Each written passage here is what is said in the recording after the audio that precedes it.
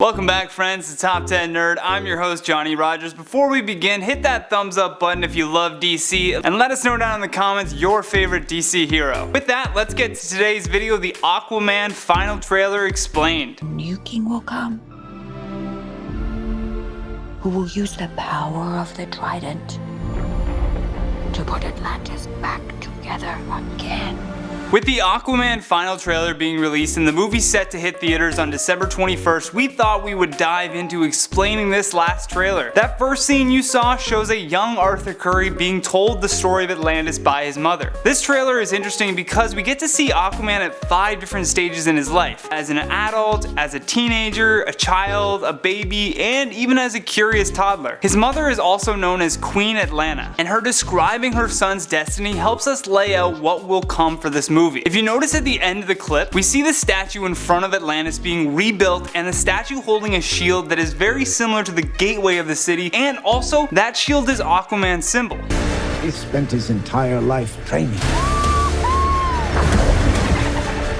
to be the best.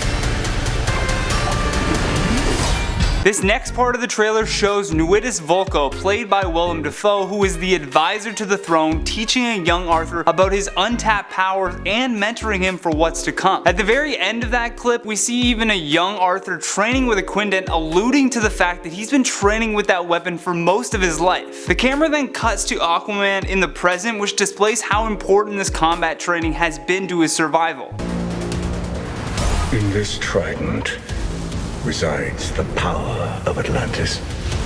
In the wrong hands, it would bring destruction. Following that, we watch them hike through the desert to an unknown location, which sets a goal for the plot of this film. We witness King Atlanna explaining that in order to protect the Earth and restore Atlantis, they will need to seek out the Trident. He mentions that if it falls into the wrong hands, it will bring complete destruction. That's when we get our introduction to this film's key bad guy, which is none other than Aquaman's brother, the Ocean Master. The trailer shows him sporting the traditional armor from the comic books, cape and all. So hopefully he doesn't get caught in some plastic bags under there with that cape, you know. But in the hands of the true heir, it would unite above and below.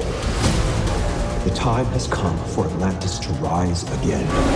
We must stop him. The weird hologram of the king also lays out that if the Trident is given to the rightful heir, it will fulfill the prophecy and unite the worlds above and below, meaning Earth and the Atlanteans can finally live in peace. Your mother always knew you were special. She believed.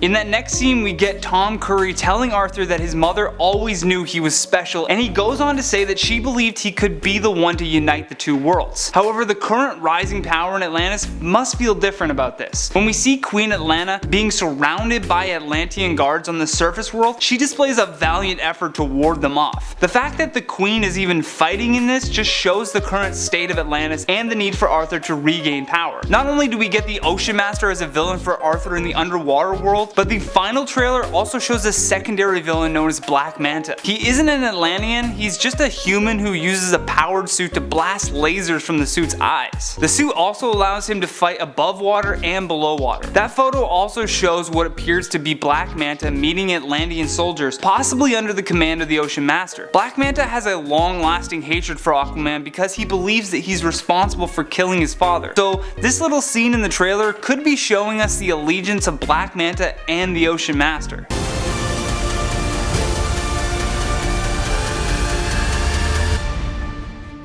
But what could be greater than a king?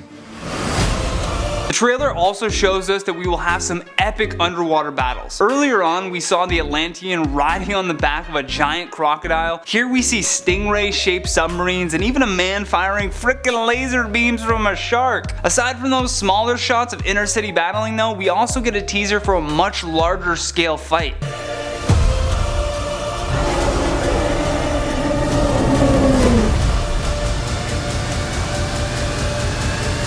Right there you can see that facing a giant crab looking monster is an enormous army. That means that we won't just see Aquaman versus Ocean Master, we will potentially see a battle between two armies, one of which is Zabel, led by King Nereus, who we see earlier on being told by Orm of the impending doom. He is also Mara's father, so it could mean that because she's an ally of Arthur, we will see the king taking Arthur's side in this big fight. The other side will be the current Atlanteans, who will use their technology to go head to head with these giant sea monsters and their armies. Lastly, the trailer shows us Aquaman holding the trident and in full gold armor to match, which means he successfully obtains the prized trident and looks like he means business. The final trailer perfectly outlines a story we will get to see play out and sets us up for what will be an incredible battle for the DC Universe fans. And that has been the Aquaman final trailer explained. Thank you for watching, and if you enjoyed this video, hit that thumbs up button. Don't forget to subscribe if you're new here so you know when we post all of our newest videos. Plus, I'd love to get your take on this, so comment down below with what you thought. Do you think that this movie probably will live up to the hype, or do you think that the trailer maybe told us too much? Also, if you want more videos like this one, all you have to do is click the playlist on the screen. From Top 10 Nerd, I'm Johnny Rogers, and until next time,